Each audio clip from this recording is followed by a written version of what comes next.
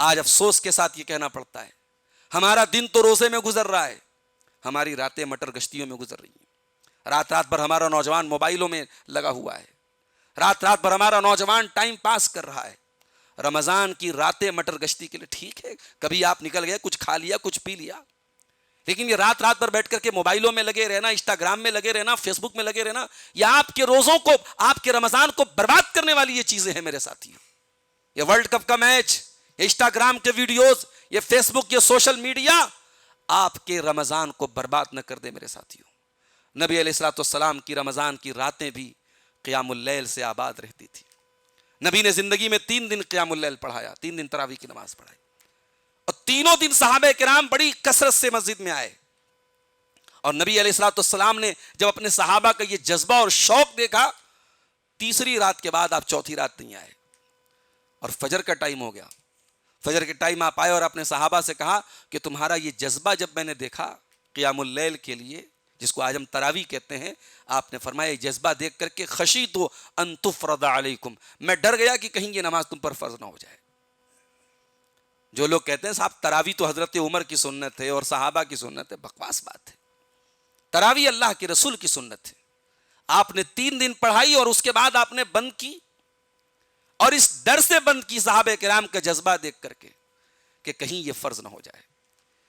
بعد میں لوگ اپنے اپنے طور پر انفرادی طور پہ پڑھنے لگے، یا ایک ہی مسجد میں کئی جماعتیں، کوئی آدمی اکیلے پڑھ رہا ہے، بعد میں اس کے ساتھ 2-3 لوگ اور آ کے شامل ہو گئے، جماعت بن گئی۔ حضرت عمر نے جب یہ منظر دیکھا تو ان کے دماغ میں یہ بات آئی کہ نہیں، یہ سارے لوگ ایک امام کے پیچھے پڑھیں۔ چنانچہ پہلے تراویح کے جو امام تھے، نبی علیہ الصلوۃ والسلام کے بعد تراویح کے پہلے امام کون تھے؟ ابی بن کعب اور تمیم داری، ان 2 لوگوں کو امام بنایا حضرت عمر فاروق نے، اور موطا امام مالک کی صحیح روایت ہے کہ وہ تراویح 8 رکعت حضرت عمر کے دور میں پڑھی گئی۔ رمضان سیرت النبی کی روشنی میں صلی اللہ علیہ وسلم،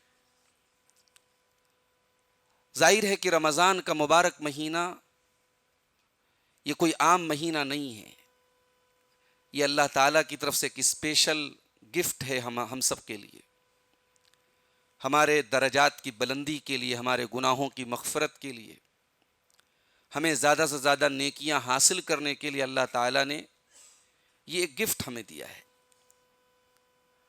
قرآن کریم کی جو آیت میں نے آپ کے سامنے پڑھی ہے، سورہ بقرہ کی، قرآن کے 2 پارے کی آیت ہے۔ اس آیت میں اللہ تعالیٰ نے رمضان کے مہینے کا نام لیا ہے، پورے قرآن میں کسی اور مہینے کا نام نہیں آیا ہے، لیکن رمضان کا نام آیا ہے۔ اور جب رمضان کا نام اللہ نے لیا تو 2 چیزوں کا خاص طور سے ذکر کیا، فرمایا شہر رمضان الذی انزل فیہ القرآن، رمضان کا مہینہ وہ مہینہ ہے جس میں قرآن اترا ہے۔ رمضان کو اسپیشل بنانے کے لیے یہی چیز کافی ہے کہ اللہ کی کتاب قرآن اس مہینے میں اترا ہے۔ اب قرآن رمضان میں اترا ہے، اس کا کیا مطلب ہے؟ مفسرین نے لکھا اس کا 2 مطلب ہے۔ ایک مطلب تو یہ کہ قرآن کریم کے نزول کا آغاز ہوا ہے رمضان میں، قرآن کی جو پہلی وحی ہمارے پیارے نبی جناب محمد رسول اللہ صلی اللہ علیہ وسلم کے اوپر جو اتری ہے وہ اسی رمضان میں اتری ہے۔ اور دوسرا معنی علماء نے، مفسرین نے یہ لکھا کہ قرآن کریم لوح محفوظ سے آسمان دنیا پر ایک ساتھ رمضان میں اترا لیلۃ القدر میں، اور پھر وہاں سے تھوڑا تھوڑا ہمارے نبی صلی اللہ علیہ وسلم کے اوپر 23 سال کے عرصے میں مختلف مواقع پر اترتا رہا۔ تو قرآن اللہ کی آخری کتاب، اللہ کا سب سے بڑا تحفہ، اور ہماری نجات کا ایک ذریعہ، ہماری ہدایت کا ایک مجموعہ، اللہ کا آخری اینڈ فائنل میسج، وہ اس مبارک مہینے میں اترا۔ اس کے بعد اللہ نے جب قرآن کا ذکر کیا تو قرآن کا انٹروڈکشن کیا، قرآن کا تعارف کیا، فرمایا ھدی للناس، یہ قرآن ساری انسانیت کے لیے ہدایت بن کر کے آیا ہے، وبینات من الہدی والفرقان، اور اس قرآن کی آیتیں ہدایت کو واضح کرتی ہیں، حق اور باطل کے درمیان فرق کرتی ہیں۔ اگر انسان صرف قرآن کریم کو غور سے پڑھے، اس کے عقیدے کی، اس کے عمل کی، اس کے کیریکٹر کی اصلاح ہو جائے گی۔ عقیدے کی تمام گمراہیوں کا رد قرآن میں موجود ہے، اخلاقیات کی تمام نصیحتیں قرآن میں موجود ہیں۔ اس کے بعد اللہ نے فرمایا فمن شہد منکم الشہر فلیصم، تو جو تم میں سے اس مہینے کو پائے وہ روزہ رکھے۔ ومن کان مریضا او علی سفر فعدۃ من ایام اخر، اور جو بیمار ہے یا سفر کی حالت میں تو وہ بعد میں اپنے روزوں کی قضا کر لے۔ اب جب روزے کا اللہ نے ذکر کیا تو روزہ ایک مشکل عبادت ہے، ایک مشقت والی عبادت ہے، تو اللہ تعالیٰ نے فوراً اس بات کی بھی وضاحت کی کہ میرے بندو ہمارا مقصد تمہیں بھوکا رکھنا نہیں ہے، تمہیں تکلیف میں ڈالنا ہمارا مقصد نہیں ہے۔ تکلیف میں ڈالنا مقصد ہوتا تو ہم 12 مہینے تم پر روزہ فرض کر دیتے، ہم نے تو 12 مہینوں میں 1 مہینہ تم پر روزہ فرض کیا ہے۔ اور یہ روزہ بھی ایسا نہیں کہ تمہیں 24 گھنٹے بھوکے رہنا ہے، فجر سے لے کے مغرب تک بھوکے رہنا ہے، رات میں جو چاہے سو کھاؤ حلال چیزیں۔ فرمایا یرید اللہ بکم الیسر ولا یرید بکم العسر، اللہ تمہارے ساتھ آسانی چاہتا ہے، تمہارے ساتھ مشکل نہیں چاہتا ہے۔ تو رمضان کا یہ مہینہ میرے پیارے ساتھیوں اسپیشل مہینہ ہے، اور یہی وہ مہینہ ہے جس مہینے کے بارے میں اللہ کے نبی فرماتے ہیں، ترمذی کی صحیح روایت ہے، اذا کان اول لیلۃ من رمضان، جب رمضان کی پہلی رات آتی ہے، فتحت ابواب الجنہ، جنت کے دروازے کھول دیے جاتے ہیں، وغلقت ابواب الجحیم، جہنم کے دروازے بند کر دیے جاتے ہیں، وصفدت الشیاطین، اور سرکش شیطانوں کو قید کر دیا جاتا ہے۔ یہ بات بھی یاد رہے، تمام شیاطین قید نہیں ہوتے ہیں، شیطانوں کے جو سرغنا ہیں، جو سرکش شیاطین ہیں، وہ قید ہوتے ہیں۔ اور ایک شیطان جو ہم میں سے ہر شخص کے ساتھ لگا ہے، جس کو قرآن میں قرین کہا گیا ہے، ہر شخص کے ساتھ ایک شیطان لگا ہوا ہے، وہ شیطان قید نہیں ہوتا ہے رمضان میں، وہ تو لگا ہے، کمزور ہو جاتا ہے، اس کا اثر کمزور ہو جاتا ہے، اس کا اثر رمضان میں کم ہوتا ہے، مگر وہ شیطان سب کے ساتھ ہے۔ اس لیے آپ یہ مت سمجھیے کہ آپ جو ہے گناہ پروف ہو گئے رمضان میں بھی وسوسے آئیں گے، اور باقی 11 مہینے شیطان نے ہم پر جو محنت کی ہے، اگر ہم ذرا سی غفلت برتیں گے تو اس کا اثر رمضان میں بھی ہم پر آ سکتا ہے۔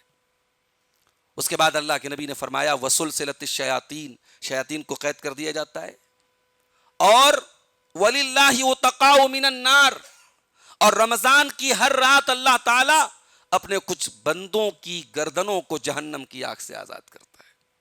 اللہ اکبر۔ یہ مبارک مہینہ شروع ہو چکا ہے، اور آج اللہ کے فضل و کرم سے ہم لوگ چوتھا روزہ رکھے ہوئے ہیں۔ اس مہینے کو اللہ کے نبی کیسے گزارتے تھے میرے ساتھیوں؟ امام نووی رحمۃ اللہ علیہ کہتے ہیں سن 2 ہجری میں روزہ فرض ہوا، اور نبی علیہ الصلوۃ والسلام کا انتقال ہوا سن 11 ہجری میں ربیع الاول کے مہینے میں، تو 9 رمضان ملا اللہ کے رسول صلی اللہ علیہ وسلم کو جس میں روزہ فرض تھا آپ کے اوپر، اور 9 سال تک لگاتار آپ نے روزہ رکھا۔ اور اللہ کے نبی صلی اللہ علیہ وسلم تو باقی 12 مہینوں میں، باقی کے 11 مہینوں میں بھی نیکیوں میں اور اطاعت کے کاموں میں آپ آگے آگے رہتے تھے، اور کبھی بھی آپ کے دل میں اور دماغ میں یہ خیال نہیں آیا کہ میں تو اللہ تعالیٰ کا مغفور لہو بندہ ہوں، اس لیے مجھے محنت کرنے کی کیا ضرورت ہے، مجھے عبادات میں آگے بڑھنے کی کیا ضرورت ہے۔ آپ نے تمام عبادات جو اپنی امت کو بتائی ہیں، اس میں آپ صلی اللہ علیہ وسلم خود سب سے آگے بڑھ کے رہا کرتے تھے۔ رمضان کا سب سے قیمتی جو موقع ہے آخری عشرہ، جب وہ آخری عشرہ آتا تھا، اما عائشہ فرماتی ہیں کہ جب آخری عشرہ آتا تھا رمضان کا، احیا لیلہ، اللہ کے نبی پوری رات جاگتے تھے، وایقظ اہلہ، اور اپنے گھر والوں کو جگاتے تھے، وشد میزرہ، اور اپنی کمر کس لیتے تھے۔ اللہ کے رسول کو اتنی محنت کرنے کی کیا ضرورت تھی؟ لیکن آپ آئیڈیل تھے۔ لقد کان لکم فی رسول اللہ اسوۃ حسنہ، اے مسلمانوں، زندگی کے تمام معاملات میں، زندگی کے تمام مسائل میں ہم نے اپنے پیارے نبی جناب محمد رسول اللہ صلی اللہ علیہ وسلم کو تمہارے لیے نمونہ بنایا ہے، اسوہ بنایا ہے، وہ تم سب کے لیے اسوہ حسنہ ہیں۔ تمہیں رمضان میں اگر عبادات کرنی ہے، اللہ کو راضی کرنا ہے، تم اپنے پیارے نبی کی زندگی اٹھا کے دیکھ لو۔ روزے کی حالت میں جو سب سے بنیادی مقصد ہے روزے کا، وہ تقویٰ ہے۔ روزہ کے ذریعے اگر آپ کے اندر تقویٰ پیدا نہ ہو تو پھر روزے کا کیا مطلب ہے؟ روزہ رکھ کر کے بھی اگر آپ اپنی زبان پہ کنٹرول نہ کریں، جھوٹ پر قابو نہ ہو، غیبت پر قابو نہ ہو، ہاتھ سے کسی کو تکلیف پہنچانے پر کنٹرول نہ ہو، تو پھر کیا مطلب ہے روزے کا؟ اللہ کے نبی نے فرمایا من لم يدع قول الزور والعمل به فليس لله حاجة ان يدع طعامه وشرابه. جو انسان روزے کی حالت میں جھوٹ بات کہنا نہ چھوڑے، غلط باتوں پر عمل کرنا نہ چھوڑے، اللہ کو کیا ضرورت ہے کہ وہ اپنا کھانا اور پانی چھوڑ دے؟ تو پیارے نبی علیہ الصلوۃ والسلام روزے کی حالت میں اور زیادہ اپنی خواہشات اور اپنے نفس پر کنٹرول رکھتے تھے. آپ نے کبھی بھی روزے کو ایک بوجھ کی طرح ٹریٹ نہیں کیا. ہمارے یہاں تو ذرا سا موسم گرم ہو جائے تو ہم تو یہی شکایتیں کرتے ہیں، آج دھوپ بہت زیادہ ہے، آج گرمی بہت زیادہ ہے. فیس بک پر، سوشل میڈیا پر میسیجز آتے ہیں، صاحب یہ کھا لو وہ کھا لو تو روزہ نہیں محسوس ہوگا، بھوک کم لگے گی، پیاس کم لگے گی. کیا مطلب ہے بھائی؟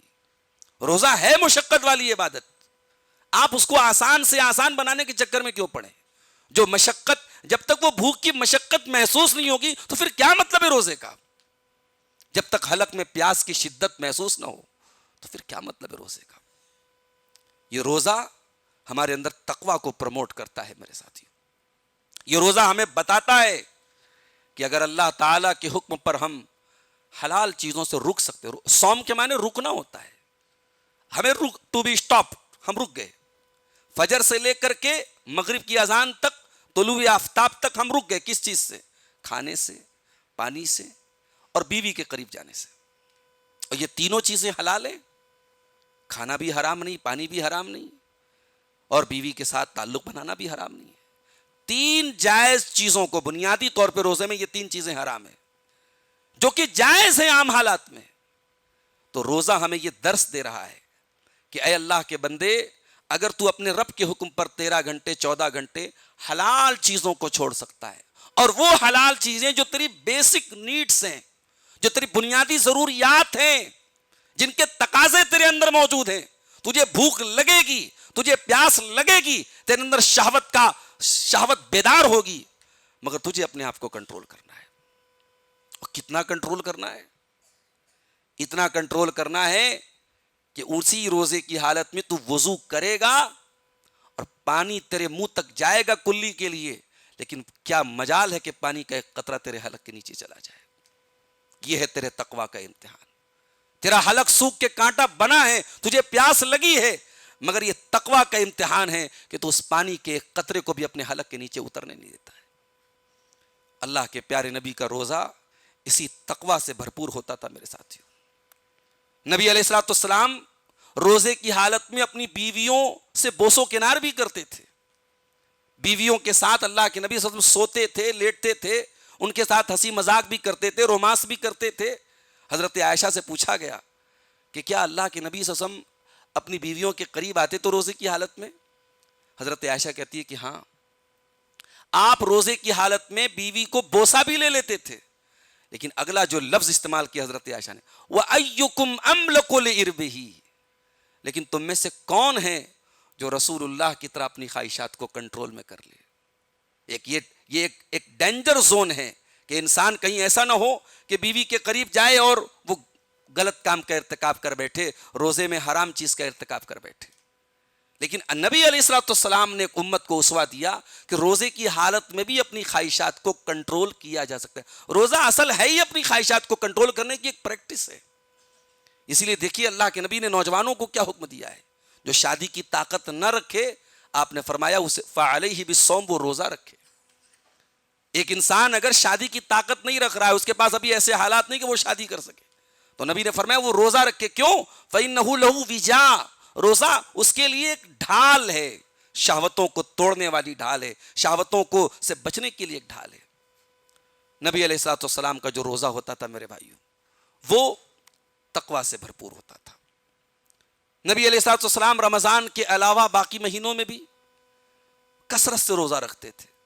حضرت عائشہ کہتی ہیں کبھی آپ آتے، صبح فجر کے بعد گھر میں آتے اور اپنی بیویوں سے پوچھتے کہ حل عندکم طعام، کچھ ہے کھانے کو؟ اور جب جواب ملتا کہ کچھ کھانے کو نہیں ہے، تو نبی علیہ الصلوۃ والسلام نہ ڈانٹتے، نہ چیختے، نہ چلاتے کہ کیوں نہیں ہے کھانے کو. نبی علیہ الصلوۃ والسلام کہتے ٹھیک ہے کوئی بات نہیں، آج ہم نفلی روزے کی نیت کر لیتے ہیں. آج ہم روزہ رہیں گے. نفلی روزہ آپ فجر بعد بھی اس کی نیت کر سکتے ہیں اگر آپ نے کچھ کھایا پیا نہیں. رمضان کا روزہ آپ کو رات ہی میں نیت کر لینا ہے, فجر کے پہلے پہلے اس کی نیت کر لینا ہے. لیکن نفلی روزے کی نیت آپ فجر بعد بھی کر سکتے ہیں. تو یہ اللہ کے رسول کی زندگی کا معمول تھا میرے بھائیو. آج اللہ نے ہمیں بہت ساری نعمتوں سے نوازا ہے. اچھا کھا رہے ہیں, اچھا پی رہے ہیں, اچھا پہن رہے ہیں, اچھے مکانوں میں زندگی گزارے, مسجدوں میں ایسیاں لگی ہیں, مگر ہماری زبان پہ کبھی شکر کے کلمات نہیں آتے. ہماری زبان سے ہمیشہ ناشکری کے کلمات. ہماری زندگی میں کیا نگیٹو ہے وہ ہمیں نظر آتا ہے, اور ہزاروں چیزیں جو پازیٹو ہیں وہ ہمیں نظر نہیں آتی. کبھی موقع ملے تو اپنے نبی کی زندگی کو اٹھاؤ میرے ساتھیوں. میری ماں اور بہنوں, کبھی موقع ملے, آپ کو تو صاف شکایتیں ہیں کہ ہمارے شوہر نے ہم کو یہ نہیں دیا, یہ نہیں دلایا, یہ نہیں دلایا, یہ جویلری نہیں دلائی, یہ کپڑا نہیں دیا. اور کیا دلایا آپ کو اور کیا ملا آپ کو, اس پر آپ کی نظر نہیں ہے. آپ کے سر پہ چھت ہے. دنیا میں کروڑوں لوگ ایسے ہیں جن کے پاس سر چھپانے کو چھت نہیں ہے. آپ پیٹ بھر کے کھانا کھاتے ہیں اور کھاتی ہیں. دنیا کے کروڑوں انسان ہیں, آپ تو اختیار سے بھوکے رہتے ہیں. آپ کے پاس کھانے پینے کی چیزیں ہیں, آپ تو روزے کی وجہ سے بھوکے ہیں. دنیا کے کروڑوں انسان ایسے جو مجبوری میں بھوکے رہتے ہیں, ان کے پاس ہے ہی نہیں کچھ کھانے کو. ان کو دیکھیے میرے پیارے ساتھیوں, اور اپنے نبی کی زندگی کو دیکھیے آپ. سلام اس پر کہ جس کے گھر میں چاندی تھی نہ سونا تھا. سلام اس پر کہ ٹوٹا بوریا جس کا بچھونا تھا. سلام اس پر جو امت کے لیے راتوں کو روتا تھا. سلام اس پر کہ فرش خاک پر جاڑے میں سوتا تھا. اما عائشہ سے ان کے بھانجے نے پوچھا, عروہ بن زبیر نے, کہ اے خالہ جان یہ بتائیے کہ نبی علیہ الصلوۃ والسلام کی زندگی میں آپ لوگوں کی گزر بسر کیسے ہوتی تھی. کہا کہ اے عروہ, ہم لوگ 3 چاند دیکھ لیتے تھے. 3 چاند دیکھ لیتے تھے. 2 مہینے کا پیریڈ گزر جاتا تھا. وما یوقد فی ابیات رسول اللہ صلی اللہ علیہ وسلم نار. اللہ کے رسول کے کسی بھی گھر میں, 9 بیویاں تھیں آپ کی, کسی کے گھر میں چولہا نہیں جلتا تھا. کہا کہ اے اماں عائشہ پھر گزر بسر کیسے ہوتی تھی. کہا کہ الاسودان التمر والماء, کھجور کھا کر کے اور پانی پی کر کے محمد رسول اللہ صلی اللہ علیہ وسلم اور ان کے اہل بیت گزارا کر لیا کرتے تھے. میرے بھائیو, آج ہمارا رمضان بہت اچھا گزر رہا ہے. گلبرگہ کی راتیں گلزار ہیں, لائن سے ریسٹورنٹس لگے ہوئے ہیں, ہمارا نوجوان کھا رہا ہے پی رہا ہے. یہ اللہ کی بہت بڑی نعمت ہے, یہ بہت بڑی نعمت ہے. لیکن ہاں یہ بات بھی یاد رکھیے, آج افسوس کے ساتھ یہ کہنا پڑتا ہے, ہمارا دن تو روزے میں گزر رہا ہے, ہماری راتیں مٹر گشتیوں میں گزر رہی ہیں. رات رات بھر ہمارا نوجوان موبائلوں میں لگا ہوا ہے. رات رات بھر ہمارا نوجوان ٹائم پاس کر رہا ہے. رمضان کی راتیں مٹر گشتی کے لیے ٹھیک ہے, کبھی آپ نکل گئے, کچھ کھا لیا, کچھ پی لیا. لیکن یہ رات رات بھر بیٹھ کر کے موبائلوں میں لگے رہنا, انسٹاگرام میں لگے رہنا, فیس بک میں لگے رہنا, یہ آپ کے روزوں کو, آپ کے رمضان کو برباد کرنے والی یہ چیزیں ہیں میرے ساتھیوں. یہ ورلڈ کپ کا میچ, یہ انسٹاگرام کے ویڈیوز, یہ فیس بک, یہ سوشل میڈیا آپ کے رمضان کو برباد نہ کر دے میرے ساتھیوں. نبی علیہ الصلوۃ والسلام کی رمضان کی راتیں بھی قیام اللیل سے آباد رہتی تھی. نبی نے زندگی میں 3 دن قیام اللیل پڑھایا, 3 دن تراویح کی نماز پڑھائی, اور تینوں دن صحابہ کرام بڑی کثرت سے مسجد میں آئے. اور نبی علیہ الصلوۃ والسلام نے جب اپنے صحابہ کا یہ جذبہ اور شوق دیکھا, تیسری رات کے بعد آپ چوتھی رات نہیں آئے, اور فجر کا ٹائم ہو گیا. فجر کے ٹائم آپ آئے اور اپنے صحابہ سے کہا کہ تمہارا یہ جذبہ جب میں نے دیکھا قیام اللیل کے لیے, جس کو آج ہم تراویح کہتے ہیں, آپ نے فرمایا یہ جذبہ دیکھ کر کے خشیت ان تفرض علیکم, میں ڈر گیا کہ کہیں یہ نماز تم پر فرض نہ ہو جائے. جو لوگ کہتے ہیں صاحب تراویح تو حضرت عمر کی سنت ہے اور صحابہ کی سنت ہے, بکواس بات ہے. تراویح اللہ کے رسول کی سنت ہے. آپ نے 3 دن پڑھائی اور اس کے بعد آپ نے بند کی, اور اس ڈر سے بند کی صحابہ کرام کا جذبہ دیکھ کر کے کہ کہیں یہ فرض نہ ہو جائے. بعد میں لوگ اپنے اپنے طور پر انفرادی طور پہ پڑھنے لگے, یا ایک ہی مسجد میں کئی جماعتیں, کوئی آدمی اکیلے پڑھ رہا ہے, بعد میں اس کے ساتھ 2-3 لوگ اور آ کے شامل ہو گئے, جماعت بن گئی. حضرت عمر نے جب یہ منظر دیکھا تو ان کے دماغ میں یہ بات آئی کہ نہیں, یہ سارے لوگ ایک امام کے پیچھے پڑھیں. چنانچہ پہلے تراویح کے جو امام تھے, نبی علیہ الصلوۃ والسلام کے بعد تراویح کے پہلے امام کون تھے؟ ابی بن کعب اور تمیم داری. ان 2 لوگوں کو امام بنایا حضرت عمر فاروق نے, اور موطا امام مالک کی صحیح روایت ہے کہ وہ تراویح 8 رکعت حضرت عمر کے دور میں پڑھی گئی. تو تراویح کی نماز جو نبی علیہ السلام نے پڑھی تھی. آج تراویح بھی ہمارے پاس ایک ویڈیو آیا ہے, کسی نے بڑی صحیح بات لکھی کہ ایسا تراویح, ایسا قرآن پڑھا جا رہا ہے کہ جبریل علیہ السلام بھی آ جائے تو ان کو بھی سمجھ میں نہیں آئے کیا پڑھا جا رہا ہے. ایسا قرآن پڑھ رہے ہیں آپ, اور آپ لڑ رہے ہیں اس پر کہ صاحب 8 صحیح نہیں ہے 20 صحیح ہے. میں کہتا ہوں اس 20 رکعت تراویح سے جس میں قرآن ایسی سپیڈ میں پڑھا جائے کہ قرآن کا ایک لفظ سمجھ میں نہ آ جائے, اس سے تو بہتر ہے کہ یا تو تراویح پڑھی نہ جائے, یا اگر کوئی 2 رکعت بھی تراویح پڑھ لیتا تو اس 20 سے بہتر ہے. میرے پیارے ساتھی, کیا مطلب ہے آپ نے تراویح کا مذاق بنا کے رکھ دیا آپ نے.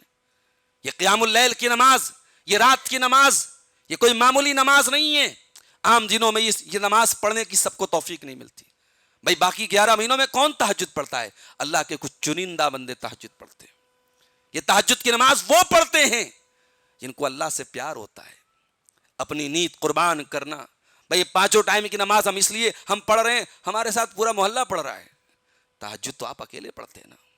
رات کا سناٹا ہے, نہ بیوی کو پتا, نہ بچوں کو پتا, نہ شوہر کو پتا. عورت کھڑی ہوتی ہے, وضو کرتی ہے, تہجد پڑھتی ہے. یہ نماز جو تہجد کی نماز ہے, یہ اللہ کے بڑے چنندہ بندوں کو ملے. یہ سیکرٹ عبادت ہے, اور جب یہ سیکرٹ عبادت ہے تو اس کا ریوارڈ بھی سیکرٹ ہے. سورہ سجدہ میں اللہ نے فرمایا تتجافا جنوبهم عن المضاجع يدعون ربهم خوفا وطمعا.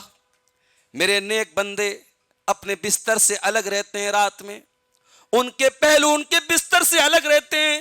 یدعون ربهم خوفا وطمعا. جب دنیا اپنے بستر پہ آرام کر رہی ہوتی ہے, مٹر گشتیاں کر رہی ہوتی, عیاشیاں کر رہی ہوتی ہے, میرے اللہ کہتا ہے میرے نیک بندے اللہ کی بارگاہ میں آنسو بہا رہے ہوتے ہیں, کبھی دعائیں کر رہے ہوتے ہیں, کبھی اللہ کے خوف سے رو رہے ہوتے ہیں, کبھی اللہ سے جنت کی امید لگا رہے ہوتے ہیں. وَمِمَّا رَزَقْنَاهُمْ يُنْفِقُونَ. اور ہمارے رزق میں سے وہ خرچ بھی کرتے ہیں. جب یہ سیکرٹ عبادت کرتے ہیں تو اللہ نے فرمایا فَلَا تَعْلَمُ نَفْسٌ مَّا أُخْفِيَ لَهُم مِّن قُرَّةِ أَعْيُنٍ جَزَاءً بِمَا كَانُوا يَعْمَلُونَ. جب وہ سیکرٹ عبادت کر رہے ہیں, رات کی تاریکی میں عبادت کر رہے ہیں, تو اے میرے بندو, ان تہجد پڑھنے والوں کے لیے ہم نے کیا ریوارڈ تیار کر کے رکھا ہے, کیا بدلہ تیار کر کے رکھا ہے, اور جنت میں ان کی آنکھوں کی ٹھنڈک کا کیا سامان ہم نے بنا کے رکھا ہے, وہ تم سمجھ نہیں سکتے. یہ تہجد کی نماز ہے, اسی کو ہم تراویح کی شکل میں پڑھتے ہیں. یہ تراویح کی نماز نبی علیہ السلام کی سنت ہے, اور نبی نے پڑھی ہے. اور اللہ کے نبی کی جو تراویح تھی وہ ہماری تراویحوں کی جیسی نہیں تھی. ہمارے یہاں تو حافظ صاحب نے کسی دن 1 رکوع زیادہ پڑھا دیا تو ہماری تو پیشانیوں پہ بل پڑ جاتے ہیں. مسجد کی کمیٹی تو حافظ صاحب کا حساب لینے لگتی ہے, صاحب آپ نے آج زیادہ کیوں پڑھا دیا. ہمیں 10 منٹ 5 منٹ بھی ایکسٹرا نہیں, ہم تو صاحب بڑے شیڈیول والے لوگ ہیں, ہم لوگ بڑے ٹائم کے پابند ہیں. ظہر کی جماعت 1:15 پہ, تو کیا مجال کہ ہم 1:14 پہ مسجد میں آ جائیں. ہمیں سے بڑی تعداد ایسی ہے جو بیک بینچر ہے. عادت ہے ہماری, ہم پیچھے آئیں گے, ہماری ہر ٹائم میں 2 رکعت 1 رکعت چھوٹے گی. ارے اللہ کے بندو, کم سے کم رمضان میں تو کوشش کرو کہ پہلی صف میں جگہ مل جائے, پہلی تکبیر میں جگہ مل جائے, ظہر کی نماز ظہر کے پہلے کی سنتیں مل جائیں آپ کو. بعض لوگ نماز پڑھتے, معاف کیجئے گا, نماز کی روح نکال کے پڑھتے ہیں, نماز کی جان لے لیتے ہیں. فجر چھوٹ گئی, آرام سے اٹھے 9-10 بجے, نہایا دھویا, آرام سے پڑھیں. یہ کون سی شریعت ہے بھائی کہ آپ 10 بجے صبح پڑھ رہے ہیں فجر کی نماز؟ محمد رسول اللہ کی شریعت میں تو فجر کا یہ ٹائم نہیں ہے. اگر آپ کو نیند بھی لگ گئی, آپ سو بھی گئے, فجر کے ٹائم نہیں اٹھ پائے, تو جیسے ہی نیند کھلے, اللہ کے نبی نے فرمایا اذا نام عن الصلاۃ, اگر کوئی نماز کے ٹائم سویا رہ گیا اور نسیا بھول گیا, فلیصلیھا اذا ذکرھا, تو وہ اس کو فوراً پڑھ لے جیسے اس کو یاد آئے. نبی نے یہ نہیں کہا کہ آپ فجر کو ظہر تک ڈیلے کر دیجئے. بعض لوگوں کے بارے میں دیکھتا ہوں صاحب, وہ کئی ٹائم کی نمازیں اکٹھا کر لیتے ہیں. اپنے بزنس کے لیے گئے, شاپ پہ گئے, ظہر کا ٹائم آیا چلا گیا, عصر کا ٹائم آیا, مغرب ٹائم گھر آئے, وضو کر کے صاحب کیا پڑھیں, ظہر پڑھ لیں, عصر پڑھ لیں. بھئی کبھی کسی مجبوری کی وجہ سے ایسا ہو گیا الگ بات ہے. نمازوں کو جان بوجھ کر کے اگر آپ ڈیلے کر کے پڑھتے ہیں, علامہ ابن حزم نے لکھا وہ نماز ہوگی ہی نہیں. مجبوری میں قضا ہو گئی الگ بات ہے. آپ جان بوجھ کر کے نماز کا وقت نکلنے کے بعد آپ نماز پڑھتے ہیں, جان بوجھ کر کے جماعت چھوڑ دیتے ہیں, تو آپ کی نماز ہی نہیں ہوگی. علامہ ابن حزم کا جملہ ہے, اور ان کی دلیل بہت تگڑی ہے, ان کی دلیل بہت مضبوط ہے. وہ کہتے ہیں اس کا کوئی ثبوت نہیں ملتا نبی علیہ الصلوۃ والسلام سے، صحابہ کرام سے، کہ نماز کو اس کے اوریجنل ٹائم سے ڈیلے کر کے پڑھا جائے۔ اس لیے میرے بھائیوں، رمضان میں جو نبی کا طریقہ تھا وہ یہ تھا کہ ہم تراویح پڑھیں، اور وہ تراویح ہم ایسی پڑھیں فلا تسأل عن حسنہن وطولہن۔ اما عائشہ کہتی ہیں مت پوچھو کہ اللہ کے نبی کی کتنی خوبصورت نماز ہوتی تھی، کتنی طویل نماز ہوتی تھی۔ تو ہم تراویح کی نماز سکون کے ساتھ، وقار کے ساتھ پڑھیں۔ رمضان میں اللہ کے نبی کا ایک طریقہ اور تھا، جتنا قرآن آپ پر اترتا تھا وہ قرآن آپ جبریل کو سناتے تھے۔ یہ ہمارے حفاظ کرام جو قرآن کا دور کرتے ہیں، قرآن ایک دوسرے کو سناتے ہیں، یہ بھی اللہ کے نبی کی سنت ہے۔ جبریل کو قرآن سناتے تھے آپ۔ جبریل ٹیچر ہیں، اللہ کے پیارے نبی جبریل کے اسٹوڈنٹ ہیں قرآن کے معاملے میں، پورا قرآن سنا رہے جبریل کو۔ اور جس سال اللہ کے رسول کا انتقال ہوا اس سال آپ نے 2 مرتبہ پورا قرآن سنایا جبریل کو۔ اور حضرت عبداللہ ابن عباس کہتے ہیں، بخاری کی روایت ہے کہ اللہ کے نبی جب قرآن سناتے تھے رمضان میں جبریل کو، تو اس وقت اللہ کے نبی صلی اللہ علیہ وسلم کی سخاوت کو پر لگ جاتے تھے۔ ایسے تو اللہ کے رسول نارمل حالات میں بھی بہت سخی تھے، بہت فیاض تھے، بہت دل کھول کے خرچ کرنے والے تھے، مگر وَكَانَ أَجْوَدَ مَا يَكُونُ فِي رَمَضَانَ حِينَ يُدَارِسُهُ الْقُرْآنَ۔ جب جبریل کو قرآن سناتے تھے تو اللہ کے نبی کی سخاوت بہت بڑھ جاتی تھی۔ ہماری سخاوت کا کیا حال ہے؟ ہم تو اپنے مال کی زکوٰۃ بھی نکالتے ہیں تو دل دکھتا ہے ہمارا، ہم تو مسئلے پوچھتے ہیں، مولوی صاحب پلاٹ پہ بھی زکوٰۃ دینا پڑے گا کیا؟ جو پلاٹ ہم نے خریدا ہے بیچنے کی نیت سے، دینا پڑے گا بھائی، بزنس ایسٹ ہے آپ کا۔ مولوی صاحب سونا ہمارے پاس ہے، کیش نہیں ہے، تو کیا سونے کی زکوٰۃ دینا پڑے گا؟ کیش نہیں ہمارے پاس، دینا پڑے گا بھائی آپ کو، اس سونے کو بیچ کے دینا پڑے تو بھی دینا پڑے گا۔ ہمیں تو 2.5% زکوٰۃ بھی جو دینا ہے وہ بھی ہم کس کلیجے کے ساتھ دیتے ہیں، اللہ رحم کرے۔ ایک صاحب کہنے لگے ہم لوگ تو دنیا بھر کی جی ایس ٹی دیتے ہیں، انکم ٹیکس دیتے ہیں، اس کے بعد ہمیں زکوٰۃ بھی دینا پڑتا ہے۔ واہ بھائی، آپ تو بہت بڑا احسان کر رہے ہیں زکوٰۃ دے کر کے۔ آپ سیلز ٹیکس دے رہے ہیں، جی ایس ٹی دے رہے ہیں، انکم ٹیکس دے رہے ہیں، وہ اس لیے دے رہے ہیں کہ حکومت کا ڈنڈا پڑے گا نہیں دیں گے تو، اور اللہ کے ڈنڈے کی کوئی فکر نہیں ہے آپ کو۔ یہ زکوٰۃ نہیں دیں گے تو اللہ کا وہ ڈنڈا پڑے گا کہ آپ کو سمجھ میں نہیں آئے گا۔ قیامت کے دن اللہ نے سورہ توبہ میں فرمایا یوم یحمى علیہا فی نار جہنم، قیامت کے دن یہ آپ کا سونے چاندی کا زیور، میری ماں اور بہنوں، میرے بھائیوں، جس کی زکوٰۃ نہیں نکالی جائے گی، یہ سونا چاندی جہنم کی آگ میں تپایا جائے گا۔ فَتُقْوَى بِهَا جِبَاهُهُمْ وَجُنُوبُهُمْ وَظُهُورُهُمْ، اور سب سے پہلے پیشانی کو داغا جائے گا۔ زکوٰۃ کے نام پہ سب سے پہلے پیشانی پہ بل پڑتا ہے، پہلے پیشانی کو داغا جائے گا۔ وَجُنُوبُهُمْ، پہلو کو داغا جائے گا۔ زکوٰۃ لینے والا آتا ہے نا تو پہلے ہم پہلو بدلتے ہیں، راستہ بدل لیتے ہیں، ارے وہ زکوٰۃ سامنے لینے والا آ رہا ہے، پہلو کو داغا جائے گا، اور پیٹ دکھا کے بھاگتے ہیں، پھر پیٹ کو داغا جائے گا اور کہا جائے گا ھذا ما کنزتم لانفسکم، اے زکوٰۃ کی چوری کرنے والو، اے اپنے مال کی زکوٰۃ نہ دینے والو، یہ ہے تمہارے زکوٰۃ نہ دینے کی سزا۔ تو ہم تو زکوٰۃ بھی احسان کی طرح دے رہے ہیں۔ ہمارے نبی کا یہ طریقہ نہیں تھا میرے پیارے ساتھیوں۔ نبی علیہ الصلوۃ والسلام رمضان کے مہینے میں سخاوت اور بڑھ جاتی تھی، ہماری بھی بڑھ جانی چاہیے میرے پیارے ساتھیوں۔ نبی علیہ الصلوۃ والسلام رمضان میں قرآن سناتے تھے۔ ہم اور آپ قرآن کے ساتھ ہمارا کتنا تعلق ہے، اس پر بھی ہم غور کریں۔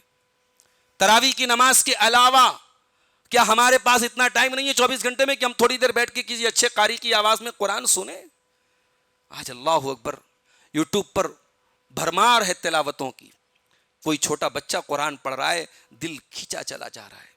کوئی افریقہ کا قاری ہے، وہ کالے کلوٹے ہیں، افریقن ہیں، حبشی ہیں، لیکن اللہ نے کیا آواز دی ہے ان کو، کیا انداز ہے، قرآن ایسا پڑھ رہے ہیں جیسے دریا بہہ رہا ہے، اور دل کے اوپر وہ قرآن طاری ہو رہا ہے۔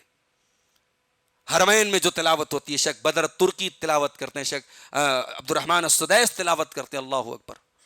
آپ سنیے، کبھی کانوں میں آپ ایئر فون لگا کر کے وہ تلاوت سنیے، آپ کو ایسا محسوس ہوگا کہ ہم حرم میں بیٹھے ہوئے ہیں۔ تو قرآن کو سننا بھی ایک عبادت ہے۔ رمضان میں قرآن کو سنیے میرے پیارے ساتھیوں، قرآن کو پڑھیے۔ یہ قرآن وہاں کام آئے گا جہاں آپ کا بیٹا آپ کے کام نہیں آئے گا۔ قیامت کے دن اللہ نے فرمایا یوم یفر المرء من اخی وَأُمِّهِ وَأَبِي وَصَاحِبَتِهِ وَبَنِيهِ، قیامت کے دن باپ اپنے بیٹے کو دیکھ کے بھاگے گا، انسان اپنی ماں کو دیکھ کے بھاگے گا، اپنی بیوی کو دیکھ کے بھاگے گا، اپنے بچوں کو دیکھ کے بھاگے گا، کوئی کسی کا پرسان حال نہیں ہوگا۔ لیکن یہ قرآن قیامت کے دن آپ کے کام آئے گا۔ اقرؤ القرآن فَإِنَّهُ يَأْتِي يَوْمَ الْقِيَامَةِ شَفِيعًا لِأَصْحَابِهِ، پیارے نبی نے فرمایا قرآن پڑھا کرو، قرآن سفارش کرے گا تمہارے لیے قیامت کے دن۔ اسی رمضان کے مہینے میں جنگ بدر ہوئی، فتح مکہ ہوئی، کیا مطلب؟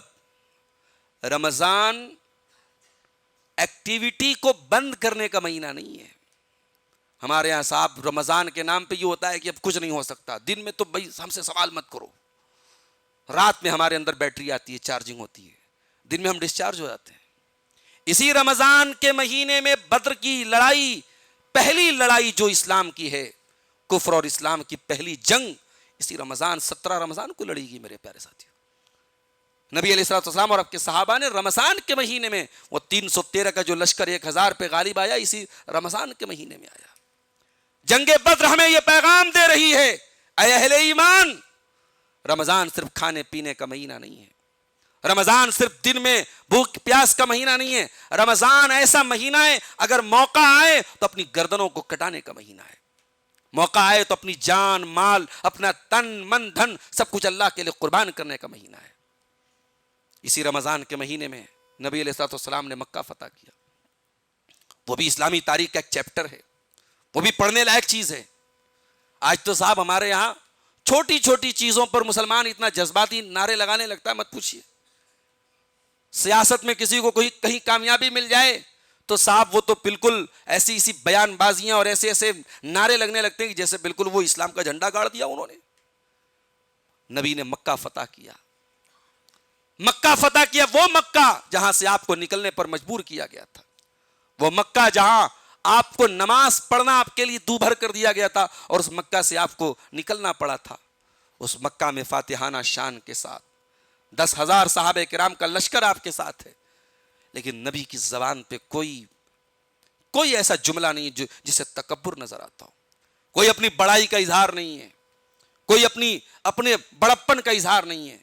نبی کی نظریں جھکوئی ہیں، نبی کی آنکھوں سے آنسو بہ رہے ہیں، اور نبی قرآن کی آیت پڑھ رہے ہیں، اذا جاء نصر اللہ والفتح، جب اللہ کی مدد آ جائے اور فتح آ جائے، ورأیت الناس يدخلون فی دین اللہ افواجا، اور اے نبی آپ دیکھیں کہ لوگ اللہ کے دین میں فوج در فوج داخل ہو رہے ہیں، فسبح بحمد ربک واستغفرہ انہ کان توابا، تو اے میرے نبی آپ اپنے رب کی تسبیح بیان کریں۔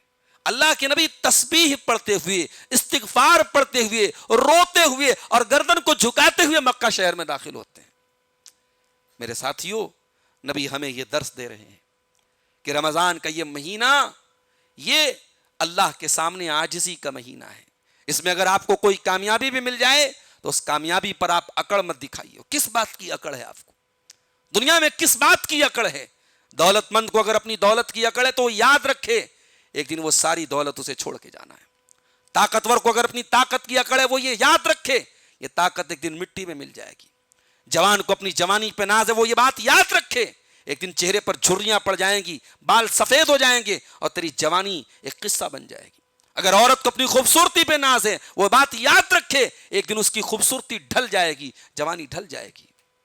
میرے پیارے ساتھیوں، طاقت اور خوبصورتی اور جوانی یہ تمام چیزیں ختم ہو جائیں گی، باقی رہے گی تو ہماری نیکیاں باقی رہیں گی۔ والباقیات الصالحات خیر عند ربک ثوابا وخیر عملا، اللہ کے یہاں اگر باقی رہے گی تو آپ کی نیکیاں باقی رہیں گی۔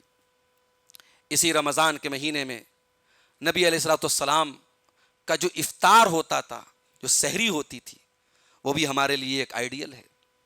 آج ہمارے یہاں صاحب افطار کا ٹائم ہو رہا ہے 6:30 پہ اور سائرن بج رہا ہے 6:35 پہ، 5 منٹ کے بعد سائرن بج رہا ہے۔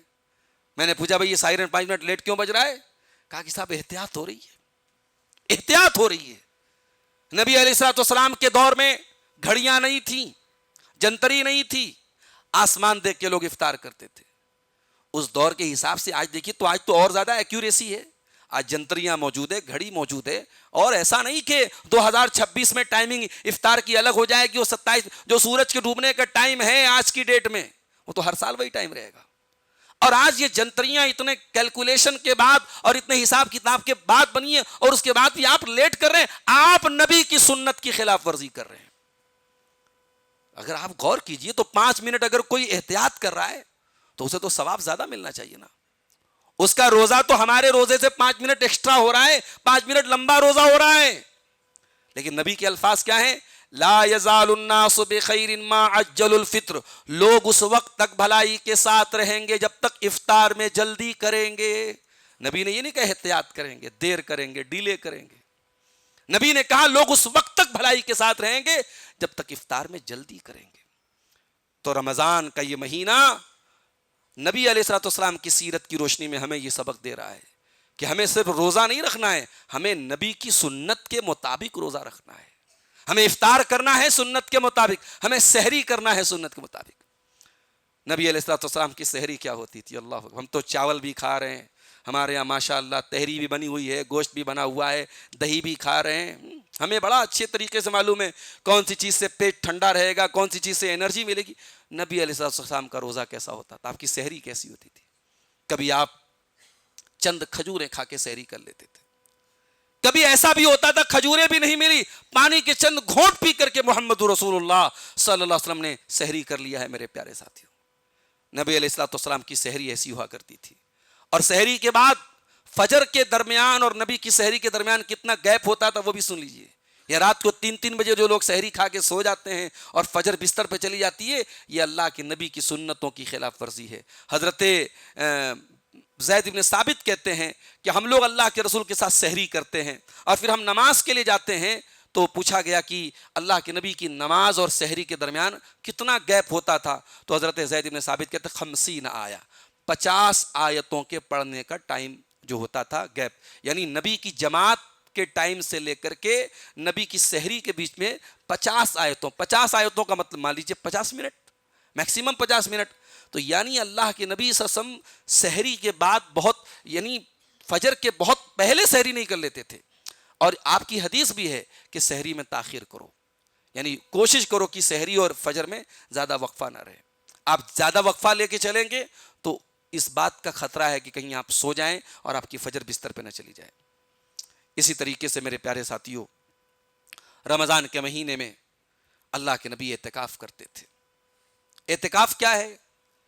اپنے آپ کو مسجد میں اللہ کے ذکر کے لیے قید کر لینا. نبی علیہ الصلوۃ والسلام آخری عشرے میں, آخری 10 دنوں میں اعتکاف کرتے تھے. آج ہمارے یہاں یہ سنت بھی دھیرے دھیرے مفقود ہو رہی ہے. اور اعتکاف وہ لوگ کر رہے ہیں صاحب جو یا تو زندگی سے ریٹائر ہو گئے یا وہ نوجوان جو ابھی کوئی بزنس وغیرہ سے نہیں چھوڑے ہیں.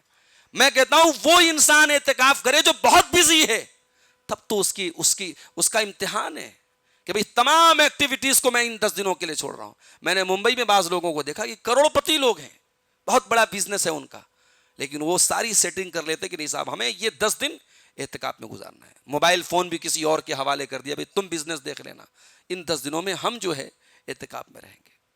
نبی علیہ الصلوۃ والسلام ان 10 دنوں میں اعتکاف کرتے تھے. اور انہی 10 دنوں میں اللہ کے نبی نے فرمایا تحروا لیلۃ القدر فی العشر الاواخر من رمضان, رمضان کے آخری عشرے میں لیلۃ القدر کو تلاش کرو. یہ لیلۃ القدر کیا ہے؟ لیلۃ القدر کا انٹروڈکشن کرانے کے لیے اللہ نے پوری قرآن کی ایک سورت اتار دی. انا انزلناہ فی لیلۃ القدر وما ادراک ما لیلۃ القدر لیلۃ القدر خیر من الف شہر. لیلۃ القدر وہ رات ہے جو 1000 مہینے سے بہتر ہے, برابر نہیں ہے, 1000 مہینے سے بہتر ہے. 1000 مہینے میں کتنے سال ہوتے ہیں؟ تقریباً 84 سال, 84 ایئرس ہوتے ہیں. اللہ تعالیٰ نے اس امت کو عمر کم دی ہے. ہم سے پہلے کی امتوں کو عمر زیادہ ملتی تھی, 200 سال 300 سال ان کو زندگی ملتی تھی. اس امت کی ایوریج عمر کیا ہے؟ بٹوین 60 and 70, 60 اور 70 کے درمیان. ہمیں عمر کم ملی ہے مگر ہمیں نیکی کے مواقع زیادہ ملے. ہمیں ہر سال رمضان میں ایک رات ایسی مل رہی ہے, اگر وہ رات ہم نے پا لی اور اس رات میں عبادت کر لی تو وہ رات 84 سال سے بھی زیادہ عبادت کا ثواب ہمیں دے سکتی ہے, ہماری نیت کے اعتبار سے, ہمارے خلوص کے اعتبار سے. تو نبی علیہ الصلوۃ والسلام اس لیلۃ القدر کو رمضان کے آخری عشرے میں تلاش کیا کرتے تھے. اللہ کے نبی کا جو اخلاق تھا, نارمل دنوں میں بھی آپ کا اخلاق مثالی تھا. وَإِنَّكَ لَعَلَىٰ خُلُقٍ عَظِيمٍ، اے نبی آپ بہترین اخلاق کے مالک ہیں. اور رمضان میں اللہ کے نبی کا جو اخلاق ہوتا تھا وہ اور شاندار ہو جاتا تھا. ہمارے یہاں الٹا معاملہ ہے. رمضان میں لوگوں کا ٹیمپر ہائی ہے. بیٹا باپ سے بات نہیں کرتا، ابا زیادہ غصے میں رہتے روزے کی حالت میں. روزے کی حالت میں کیا بول دے آدمی، دکاندار بیچارے گھبرا جاتے ہیں، صاحب یہ روزے دار آ رہا ہے، کسی بات پہ اس کو غصہ نہ آ جائے. بھئی آپ اپنے آپ کو ایسا چھوئی موئی نہ بنا لیں. بیویاں بیچاری شوہروں سے بات کرنے سے کتراتی ہیں کہ نہیں صاحب روزے کی حالت میں میاں ہمارے ہسبینڈ ہمارے ابھی ان سے کچھ بات مت کرو، جو بات کرنا مغرب بات کرو. سوٹ لینے کی بات کرنا ہے ہم کو لیکن ابھی نہیں، ابھی جو ملنے والا سوٹ ہے وہ بھی نہیں ملے گا، تو شام کو بات کرتے، مغرب بات کرتے. یہ کیوں ہے میرے بھائی؟ یہ ہمارے اخلاق کی کمی ہے. اللہ کے نبی صلی اللہ علیہ وسلم فرمایا کہ الصیام جنہ، روزہ ڈھال ہے. فَإِذَا كَانَ يَوْمُ صَوْمِ أَحَدِكُمْ، جب تم میں سے کوئی روزے کی حالت میں ہو، فَلَا يَرْفَثْ وَلَا يَسْخَبْ، تو وہ روزے کی حالت میں کوئی بیہودہ کام نہ کرے، کوئی ولگر کام نہ کرے، کوئی شور شرابے والا کام نہ کرے. اور اگر کوئی اس سے لڑائی جھگڑا کرے تو وہ روزے کو اپنی ڈھال بنا کے کہے کہ صاحب میں روزے کی حالت میں ہوں، میں تمہارے ایکشن کا ری ایکشن بھی نہیں کر سکتا، تمہارے جواب میں بھی کچھ نہیں بول سکتا، میں روزے کی حالت میں ہوں. یہ اخلاق جو اللہ کے نبی نے سکھایا ہے، پریکٹیکلی اللہ کے رسول صلی اللہ علیہ وسلم اس پر عمل بھی کرتے تھے. اس لیے میرے پیارے ساتھیوں، ہمیں اپنے اخلاق کو بھی سدھارنے کی ضرورت ہے. اسی رمضان کے مہینے میں اللہ کے نبی صلی اللہ علیہ وسلم کے ساتھ بہت سارے حادثے بھی ہوئے. سن 2 ہجری میں آپ کی بیٹی رقیہ کا انتقال ہوا. رمضان کے مہینے میں آپ کی بیٹی رقیہ کا انتقال ہوا جو حضرت عثمان غنی کے نکاح میں تھیں. اور اس انتقال کے باوجود نبی علیہ الصلوۃ والسلام کی زندگی میں ہمیں ایسا کوئی واقعہ نہیں ملتا ہے کہ آپ نے کوئی ماتم کیا ہو، کوئی آپ نے اس سال، جیسے ہمارے ہاں کیا ہوتا ہے کئی جگہوں پر میں نے دیکھا کہ صاحب اگر عید والے دن کسی کا انتقال ہو گیا کسی بڑے کا، تو اب اگلے سال لوگ اس عید پر کچھ اچھا کھاتے نہیں کہ صاحب اس دن تو ہماری اماں کا انتقال ہوا تھا. نبی علیہ الصلوۃ والسلام سے بڑھ کر کے خوشی اور غم کا اظہار کرنے والا کون ہو سکتا ہے؟ آپ کے آپ کی بیٹی کا انتقال ہوا، لیکن کیا اس سے آپ کی رمضان کی ایکٹیویٹیز پر فرق پڑا؟ یا آئندہ سال کبھی آپ نے اپنی بیٹی کے انتقال کی برسی منائی؟ ایسا نہیں ہوا. رمضان میں آپ نے نکاح بھی کیا ہے. سن 3 ہجری میں اللہ کے نبی نے حضرت زینب بنت خزیمہ کے ساتھ نکاح کیا کہ زینب بنت خزیمہ چند مہینے آپ کے نکاح کے بعد زندہ تھے، اس کے بعد انتقال ہو گیا. بڑی اللہ کی نیک بندی تھی، غریبوں کی بڑی مدد کرتی تھی، ان کو ام المساکین کہا جاتا ہے. یہ نکاح بھی اللہ کے نبی نے رمضان کے مہینے میں کیا. میرے پیارے ساتھیوں، اللہ کے نبی صلی اللہ علیہ وسلم کی سیرت کی روشنی میں یہ چند باتیں میں نے آپ کے سامنے رمضان کے تعلق سے رکھی ہیں. رمضان کا وہ مہینہ شروع بھی ہوا ہے اور آج الحمدللہ ہم 4تھا روزہ مکمل کر لیں گے، اور 10 روزہ گزرنے کے بعد یہ کس طریقے سے پھر کمپلیٹ ہونے کی طرف بڑھے گا ہمیں اندازہ بھی نہیں ہوگا. ایام معدودات، اللہ نے قرآن میں جب اس مہینے کا ذکر کیا فرمائے گنتی کے چند دن ہیں. ان گنتی کے چند دنوں کا ہمیں فائدہ اٹھانا چاہیے اور ہمیں کوشش کرنا چاہیے کہ جتنا ہم اس میں اپنی نیکیوں کو حاصل کر سکیں اور اپنے گناہوں کی معافی مانگ سکیں وہ ہمیں مانگنا چاہیے. آخری بات کہہ کے بات ختم کر رہا ہوں. اللہ کے نبی علیہ الصلوۃ والسلام نے ہمیں ایک دعا سکھائی ہے، خاص طور سے اس کو لیلۃ القدر میں پڑھنے کے لیے آپ نے فرمایا اللہم انک عفو تحب العفو فاعف عنی، اے اللہ تو معاف کرنے والا ہے، معافی کو پسند کرتا ہے، مجھے بھی معاف کر دے. یہ دعا صرف آخری عشرے میں یا صرف طاق راتوں میں یا لیلۃ القدر میں پڑھنے کی دعا نہیں ہے. اس کو آپ روزانہ پڑھیے اور جب موقع ملے تب پڑھیے. شاید ہماری یہ دعا جب دل سے نکلے گی اللہ تعالیٰ کے یہاں قبولیت ہوگی اس کی. اور روزے کی حالت میں جب بندہ دعا کرتا ہے، نبی اکرم نے فرمایا کہ 3 دعائیں ایسی ہیں جو اللہ تعالیٰ رد نہیں کرتا ہے. دعوت الصائم، روزے دار کی دعا، و دعوت المسافر، مسافر کی دعا، و دعوت الوالد لولدہ، اور باپ کی دعا اپنی اولاد کے حق میں. تو ہم روزے کی حالت میں کثرت سے دعا کریں، اور خاص طور سے افطار کے پہلے کا جو وقت ہے اس وقت ہم بیٹھ کر کے اپنے بچوں کے ساتھ، اپنی فیملی کے ساتھ دعا کریں، اپنے گناہوں کی اللہ تعالیٰ سے معافی مانگیں۔ اللہ بہت غفور و رحیم ہے، ہم جتنے بڑے بھی گنہگار ہوں، اللہ کی رحمت ہمارے گناہوں سے بڑی ہے۔ انشاءاللہ اگر ہم سچے دل سے توبہ کریں گے، رب العالمین ہمارے تمام گناہوں کو معاف کر دے گا۔ میں دعا کرتا ہوں رب العالمین اس ماہ مبارک کی سعادتوں کو، اس کی برکتوں کو، اس کی بھلائیوں کو ہمیں زیادہ زیادہ حاصل کرنے کی توفیق عطا فرمائے۔ مجھے بڑی خوشی ہے، اس مسجد میں مجھے بھائیوں نے بتایا کہ بڑی تعداد میں مرد حضرات اور خواتین حضرات آتی ہیں تراویح کی نماز میں، اور جگہ کم پڑ رہی ہے، تینوں فلور بھر جا رہے ہیں، اس کے بعد بہت ساری عورتیں ریٹرن جا رہی ہیں۔ یہ جذبہ قابل تعریف ہے۔ ہماری وہ بہنیں، وہ خواتین جو اس جذبے کے ساتھ مسجد میں آ رہی ہیں اور تراویح پڑھ رہی ہیں، اللہ ان کو باقی کے 11 مہینوں میں بھی نیکیوں کی توفیق عطا فرمائے۔ اور جس جذبے کے ساتھ ہم قیام اللیل ادا کر رہے ہیں، تراویح پڑھ رہے ہیں، اللہ تعالیٰ اسی اخلاص اور اسی جذبے کے ساتھ ہمیں نماز کی بھی پابندی کرنے کی توفیق عطا فرمائے۔ ہماری کمیوں اور کوتاہیوں کو اللہ تعالیٰ معاف فرمائے۔ ہمیں معلوم ہے، اپنے روزوں کی حقیقت بھی ہمیں معلوم ہے، اپنے اعمال کی اوقات بھی ہمیں معلوم ہے۔ ہمیں یہ بھی معلوم ہے کہ اس مہینے میں ہم بہت ساری غفلتوں کے بھی شکار ہو جاتے ہیں، لیکن ہم اللہ سے یہی دعا کرتے ہیں کہ پروردگار ہماری ان کمیوں اور کوتاہیوں پر تو اپنے عفو و کرم کا پردہ ڈال دے۔ ہماری نیکیاں ٹوٹی پھوٹی ہیں، کمزور ہیں، ہے اللہ، ہماری نیکیاں ویسی نہیں ہیں جیسی ہونی چاہیے، لیکن اے اللہ ہماری ان ردی نیکیوں کو، ہماری ان کمزور نیکیوں کو تو اپنے فضل و کرم سے قبول فرما لے۔ ربنا تقبل منا انك انت السميع العليم وتب علينا انك انت التواب الرحيم، وصلى الله تعالى على نبينا محمد وعلى اله وصحبه اجمعين، والسلام عليكم ورحمة الله وبركاته۔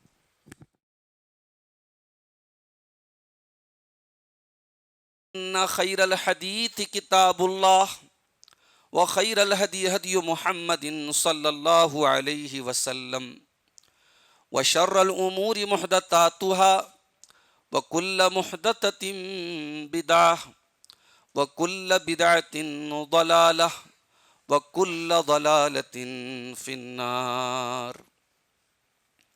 أعوذ بالله من الشيطان الرجيم، بسم الله الرحمن الرحيم۔ شهر رمضان الذي أنزل فيه القرآن هدى للناس وبينات من الهدى والفرقان، فمن شهد منكم الشهر فليصمه، ومن كان مريضا أو على سفر فعدة من أيام أخر، يريد الله بكم اليسر ولا يريد بكم العسر، ولتكملوا العدة ولتكبروا الله على ما هداكم وَلَعَلَّكُمْ تَشْكُرُونَ۔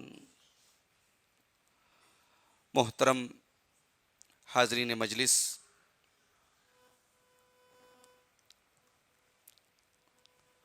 بزرگوں اور دوستوں، نوجوان ساتھیوں، پردہ نشین اسلامی ماؤں اور بہنوں،